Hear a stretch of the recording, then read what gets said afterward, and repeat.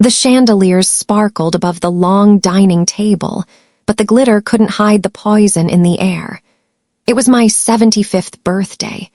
Balloons floated lazily by the ceiling, roasted turkey filled the room with warmth, and my grandchildren's laughter echoed like music. On the surface, it looked like a perfect celebration. But beneath the laughter, a storm was brewing. Just as I leaned forward to blow out the candles, my eldest son, James, cleared his throat. That sound alone sliced through the joy like a knife. He stood up, clutching a thick leather folder, and laid it right in the center of the table on my birthday cake table. His smile wasn't of love, it was a victory of calculation. "Mom," he said, loud enough for every guest to hear, "you're 75 now. It's time we update the will for the sake of fairness."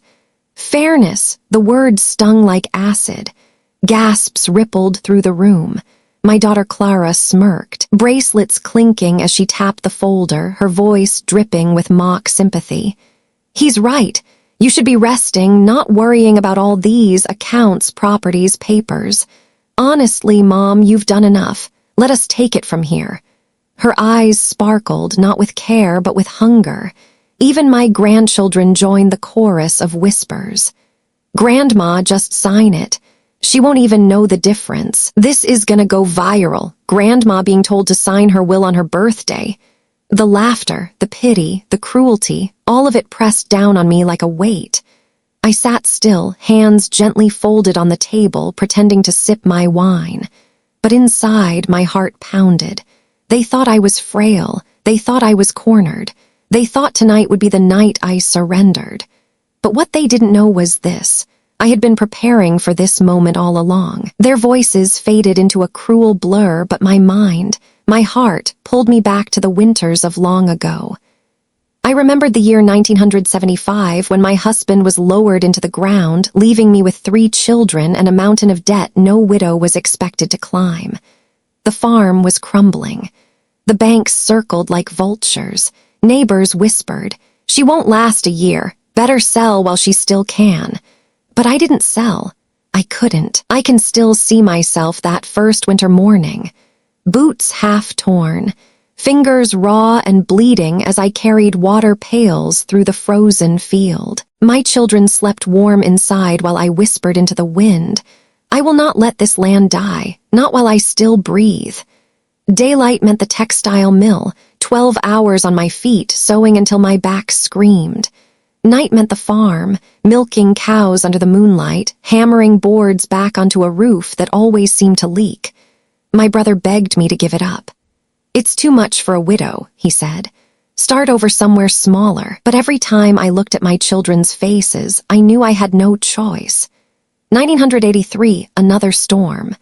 I stood waist-deep in snow, holding a tarp over the barn roof as the wind nearly tore me away.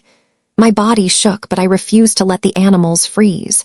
When dawn came, the barn still stood, and so did I. 1992, a knock on my door, a man in a suit offering to buy the farm. His words slick with promises. "Sign here, ma'am, and you'll never have to work another day in your life." I smiled, but my answer was steady. "This land isn't for sale, not to you, not to anyone. Every acre, every brick of this house, every dollar in the bank, it was carved from my sweat, my sleepless nights, my refusal to surrender." And now, decades later, the very children I carried through hunger and storms dared to sit at my birthday table and laugh, telling me I was too old, too weak, too fragile to hold onto the empire I had built. Oh, if only they knew. This empire was never theirs to steal. It was mine to decide. The folder sat in front of me like a trap, my children's eyes burning with hunger. James slid the pen toward me, his voice syrupy with false concern. "Mom, just sign. Let us handle everything. It's for the best." Clara leaned in, her bracelets clinking as if to punctuate every poisoned word. "You don't need the stress. Honestly, Mom, you've done enough. Rest. We'll make sure it's fair." Fair again, that cursed word.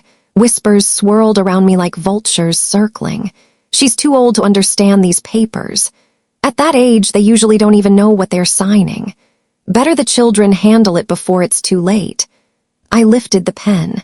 Gasps rippled through the table. Clara even smirked, already imagining herself mistress of all I had built. For a moment, I let them believe. I let them taste victory. Then clink. I let the pen drop against the crystal plate. The sound cracked through the room like a gunshot. Silence followed. Slowly, I pushed the leather folder back toward James, and with deliberate calm, I rose to my feet. "Since we are talking about wills," I said, my voice steady, slicing through the hush, "perhaps it's time I read one aloud." Confusion rippled like a wave. Heads turned. My children's smirks faltered. From my handbag, always close by, I drew out a sealed envelope, thick and stamped with a notary's mark. The red wax gleamed beneath the chandelier light. Clara half rose, panic flashing in her eyes. "Mom, don't!" But it was too late. I broke the seal. My voice did not tremble as I read. Half of the estate to a community scholarship fund so no child in this town would ever have to quit school the way I almost did. A quarter to the hospital that saved my life a decade ago. The remainder divided equally among my grandchildren, not my children, for they have yet to be poisoned by greed. Gasps. Shouts. The room erupted like a storm breaking over the sea. Clara slammed her hand against the table. "You can't do this." James's face drained of color, his jaw tightening, fury burning behind his eyes. But I stood taller, clutching the opened will, my words sharp as steel. "Oh, I already have."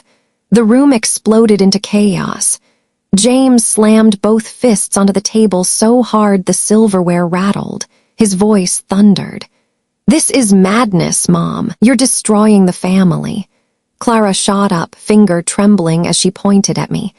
"How dare you skip us? We've taken care of you for years. You're repaying us with humiliation." The truth, they hadn't lifted a single finger, not one. Guests shifted uncomfortably in their seats. Some covered their mouths in shock. A cousin whispered to another. She played them all, but my children weren't finished.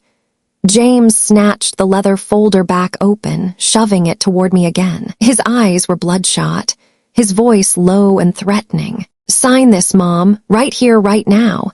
Otherwise, we'll drag you through court until the day you die. Do you really want lawsuits at your age?" The room fell into suffocating silence. Even the grandchildren stopped moving, eyes wide.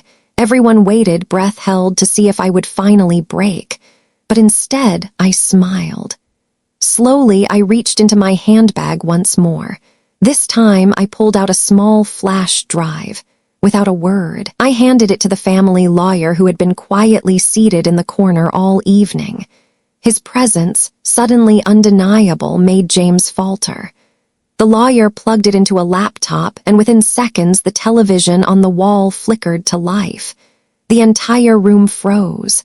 Hidden camera footage filled the screen, James and Clara in hushed voices, laughing, plotting. "We'll corner her at the birthday party. She'll be too shocked to think. Just push the papers in front of her, and she'll sign. By next week, it'll all be ours." Gasps erupted. Guests turned instantly, eyes wide with disgust. Whispers rose like flames. They planned this. How could they do this to their own mother? James's face drained of color. Clara's lips quivered, her bravado crumbling. I stepped forward, my voice steady, cutting through the chaos like a blade. "You thought you could erase me from my own legacy, but tonight, in front of every witness here, you have erased yourselves." I placed my hand firmly on the opened will and added for all to hear. "Any child who dares to manipulate or threaten me will be cut out entirely. That clause is in writing." The lawyer nodded, his tone calm but decisive. "It's legally binding." The room thundered with gasps and murmurs. My children stood, stripped bare of their power, their schemes unraveling before their eyes. For the first time in decades, I felt lighter than air. Silence. Heavy, suffocating. James stood frozen, his knuckles white against the table's edge.